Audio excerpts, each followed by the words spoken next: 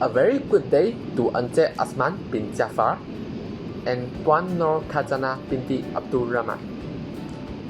We are students from Construction Contract and Procurement Class Section 1, and we are from group number 10.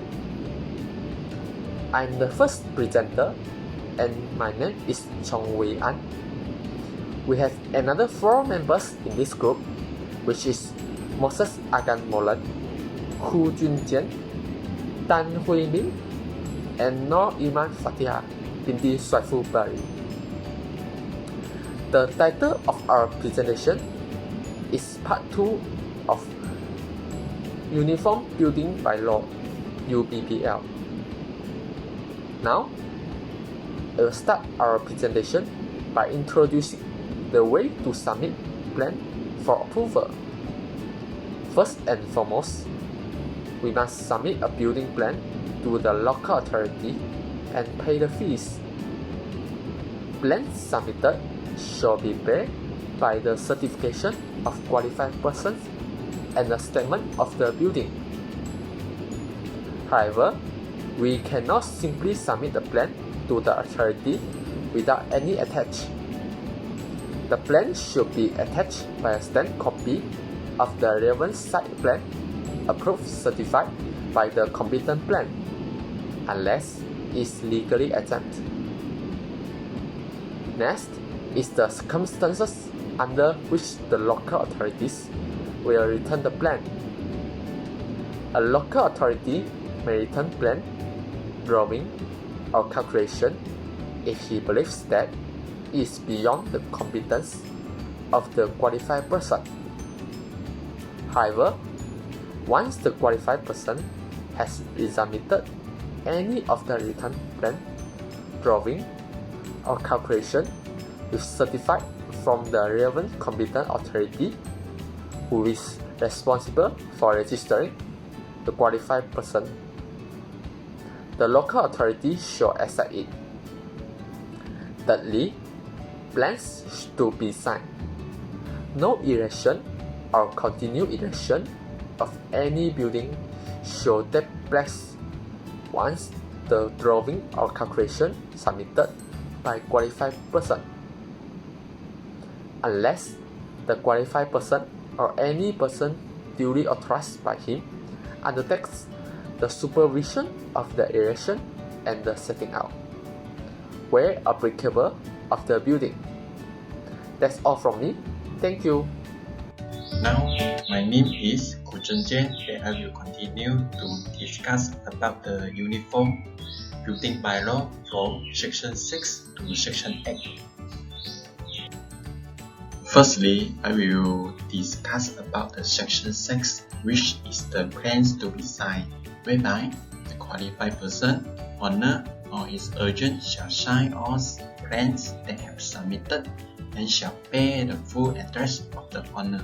In case, local authority may directly direct the owner of the premises in writing form to execute such work if the local authority is certified that the owner of the premises have failed to execute work which is required under the Act to be executed by him.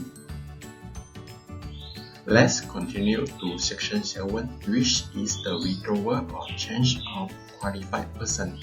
Basically, the qualified person who has submitted the plan shall be responsible on verbal execution of the work until completed, unless the local authority agrees that another qualified person is appointed to take over or accept his withdrawal in condition the erection of a building has not started yet. Under the paragraph 1b of Bylaw 7, if the local authority agree to accept qualified person withdrawal, the work shall not be start first until the another qualified person come to take over it. In addition, any qualified person who has submitted any plans or drawing that in respect of building, if found that he is missing or something else that or another reason seeks to practice, owner shall be appoint another qualified person and submit the adequate evidence to the local authority of the circumstance. This part is Section 8, which is the plans to be deposited in duplicate. Generally, all building plans shall be deposited in duplicate or in many copies, which required by the local authority. It depends on the local authority's requirements. Basically, the plans to be deposited in duplicate whereby one set of the plans shall be online together with one another set are retained by the local authority. The another one, which is the third set, shall be returned after approval. In case if the plans are disapproved, one set of the plans shall be returned together with a statement. The statement which is talking about the reason to explaining what is going wrong with the plan. In addition, nothing in this bylaw shall prohibit the depositing of additional set of plans if can expedite the work of the local authority. A very good day, Ibitul lecturer. My name is Moses Agan Molan, and I'm going to present on the scale of plans and the plans required under UBBM law. First, I'm going to talk about the scale of plans. What are the correct scales based on the UBBL? To answer this, we need to refer to the table. For the site plan, the scale must be not less than 1 to 1000. For the key or location plan, you can set the scale at any convenient scale. For other general building plans, the scale must be not less than 1 to 100, except when there is special cases where it is impracticable to accommodate within the limitations of the paper size. For sketch plan for approval in principle, the next scale must be not less than 1 to 200. Next slide is about the plans required. Now, the plans of all building types will contain the following aspects, which is firstly, a site plan. The site plan must show the following, which are: first, the site of the proposed building lot together with the number of the lot and the section number. 2. The means of access to the site from the street and the name of the street. 3. The distance from the center and the site of roadway distinctly figured on one of such plans. Number 4. Where required by the local authority, the dimensions of the lot. Number 5. The complete lines of surface water and foul water drainage and the point of discharge of the proposed drains. Number 6. The scale, north point, and the numbers of adjoining lots or buildings. Number 7. The dimensions of clearance between the proposed building and the boundaries. And number 8. All lines of proposed adjustment of land or buildings for street, river, or drainage improvement, and such like where applicable, showing the width of new streets or proposed new streets and its connection with the nearest public street. And lastly, an existing or proposed ground level of the site.